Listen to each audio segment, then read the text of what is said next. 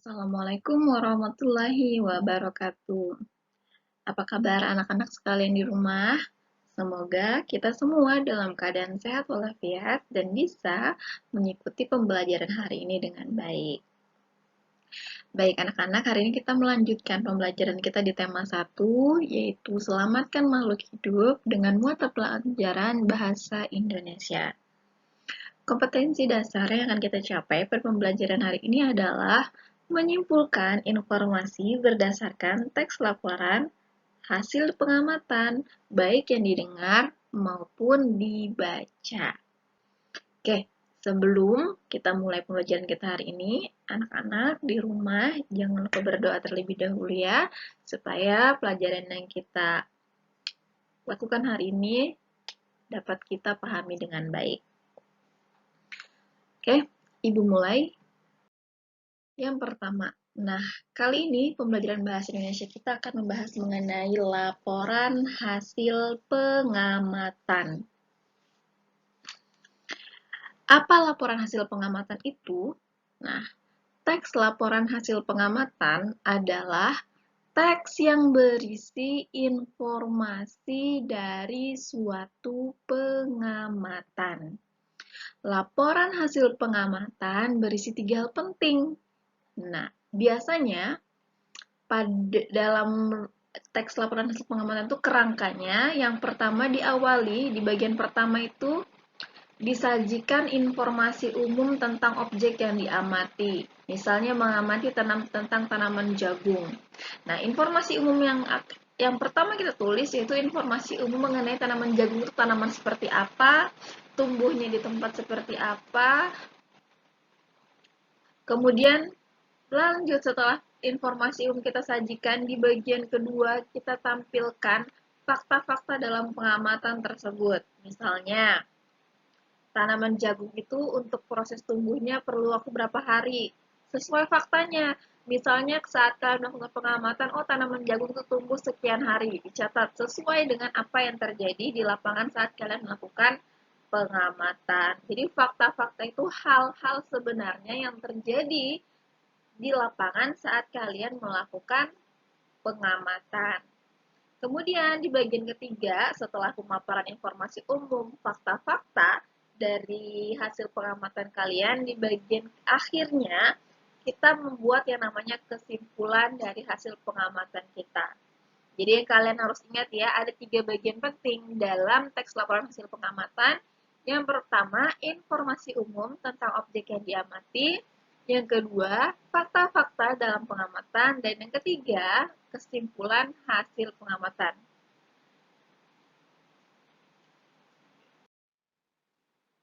Nah, untuk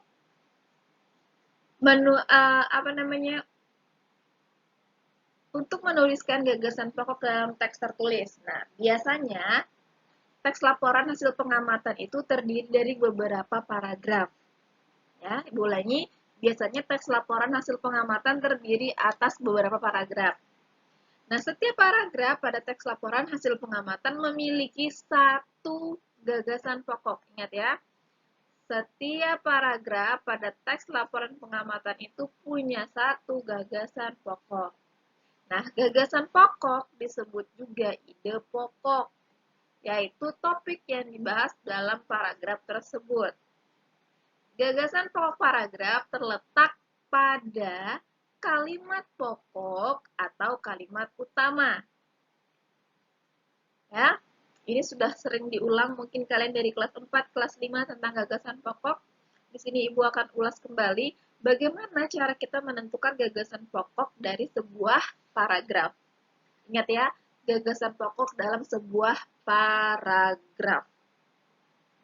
Langkah pertama tentu saja kita harus membaca setiap kalimat dalam satu paragraf dengan cermat. Jadi kalau untuk menentukan gagasan pokok itu kita harus fokus pada tiap-tiap paragrafnya. Berurutan dari paragraf pertama hingga paragraf terakhir. Dibaca setiap kalimat yang ada dalam paragraf tersebut. Yang kedua, tentukan kalimat pokok paragraf. Kalian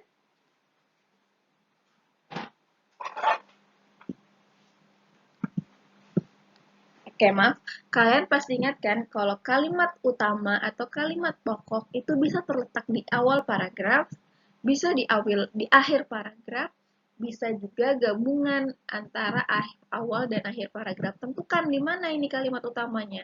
Di awal, di akhir, atau gabungan antara awal dan akhir.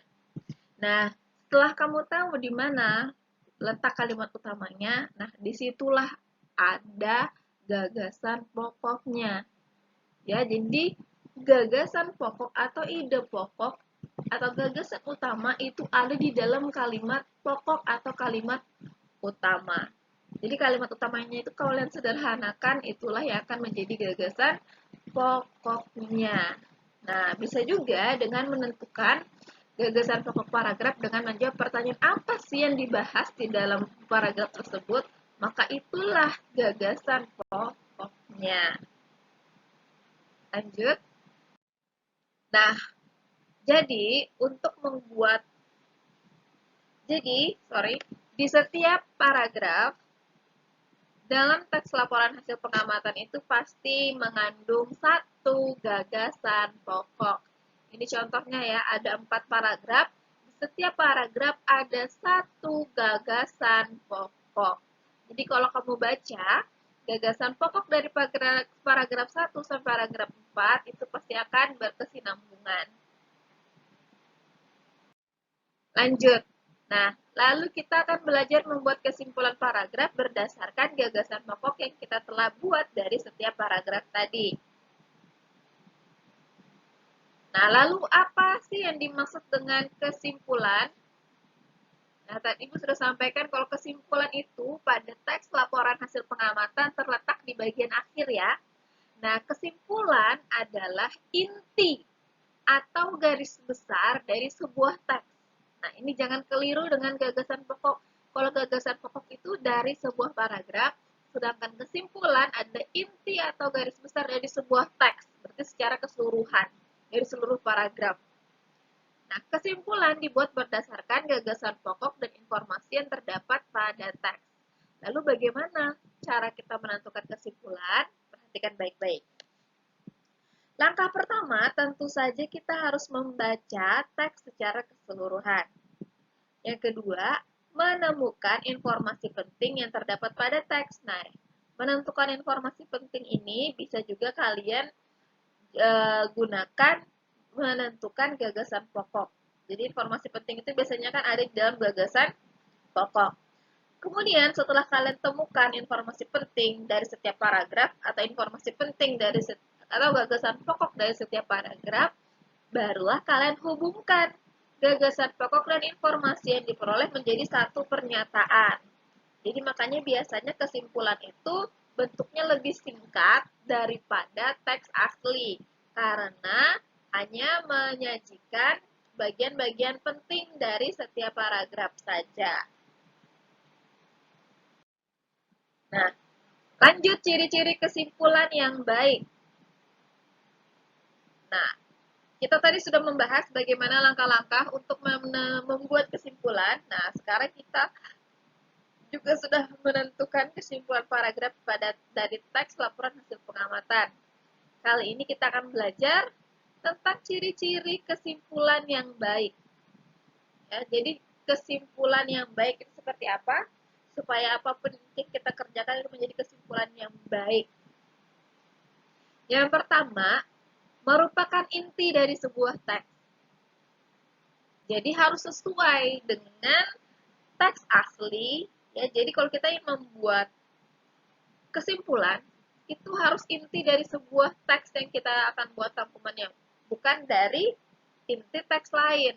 Makanya harus nyambung. Yang kedua, menggunakan kosakata baku. Nah, kosakata baku ini adalah kosakata yang penulisannya sesuai dengan PUEBI. Ya, jadi penulisan berarti kata-katanya sesuai. Contoh, tahu.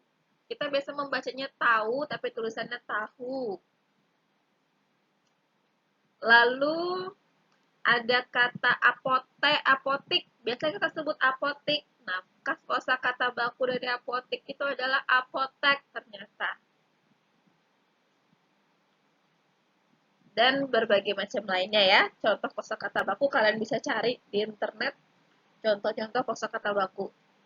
Jadi kalau membuat kesimpulan yang baik itu gunakan kosakata yang baku. Seperti yang ada di dalam teks yang ada di rangkuman ini, semuanya memuat kosakata-kosakata baku. Ini seperti ini, mengetahui. Ya. Lanjut, yang ketiga, dimulai dari hal khusus ke hal yang umum. Nah, maksudnya di sini, dalam membuat kesimpulan, kita itu harus memaparkan hal-hal yang bersifat khusus dulu, lalu ditarik ke hal yang umum. Misalnya nih contoh, sebuah teks menjelaskan mengenai kerusakan hutan. Nah, hal khususnya itu bisa saja kita tarik dulu dari apa sih kerusakan hutan itu, terus apa faktor-faktornya, nanti baru di akhirnya kalian tarik kesimpulan. Jadi, hal-hal yang menyebabkan kerusakan hutan adalah seperti itu ya. Jadi ditarik dari hal yang khusus terlebih dahulu, baru ke hal yang umum. Yang keempat, berisi pesan atau informasi yang ingin disampaikan kepada pembaca. Jadi ini hal penting dari sebuah kesimpulan, harus ada pesan yang akan disampaikan kepada pembaca. Yang kelima, dibuat berdasarkan gagasan pokok dan informasi. Ini penting nih kuncinya. Dibuat berdasarkan gagasan pokok dan informasi yang terdapat pada teks dengan kalimat sendiri. Jadi, kalau membuat kesimpulan itu dari sebuah teks, kita tidak perlu, misalnya kalian sudah mendapatkan tadi ya, gagasan pokok dari setiap paragraf. Lalu untuk merangkai setiap gagasan pokoknya atau informasi-informasi dari setiap paragrafnya, kalian bisa menggunakan bahasa kalian sendiri supaya lebih leluasa untuk merangkai kata-kata dari ide pokok atau gagasan pokok yang sudah kalian dapat. Ya, jadi boleh menggunakan kalimat sendiri. Kalimat sendiri itu maksudnya kalimat yang kalian buat sendiri untuk merangkai gagasan-gagasan pokok yang sudah kalian temukan tadi. Ya, inilah 5 ciri-ciri kesimpulan yang baik. Ibu ulangi lagi, merupakan inti dari sebuah teks, menggunakan kosakata baku, dimulai dari hal yang khusus ke hal yang umum, berisi pesan atau informasi yang ingin disampaikan kepada pembaca. Yang kelima, dibuat berdasarkan gagasan pokok dan informasi yang terdapat pada teks dengan kalimat sendiri. Nah, ini adalah contoh sebuah paragraf ya, di paragraf. Nah, ini ada gagasan pokoknya. Nah, paragraf itu kita juga bisa menarik kesimpulan dari sebuah paragraf. Ya, jadi kita bisa menarik kesimpulan dari sebuah paragraf. Ini contoh yang membacakan paragraf pertama. Jagung merupakan salah satu tanaman yang banyak ditemukan di Indonesia. Di beberapa daerah, jagung dimanfaatkan sebagai bahan makanan pokok. Misalnya penduduk di Pulau Madura mengolah jagung menjadi nasi jagung untuk dikonsumsi secara bersama sayur dan lauk. Sama seperti makanan pokok lainnya, jagung mengandung karbohidrat yang sangat diperlukan. Nah, gagasan pokoknya dari paragraf ini apa? Jagung merupakan salah satu bahan makanan pokok. Lalu dari paragraf ini bisa ditarik kesimpulan, jagung mengandung karbohidrat sehingga digunakan sebagai makan makanan pokok. Jadi, antara kesimpulan dan gagasan pokok ini akan masih berkaitan. Ya, kalian lihat.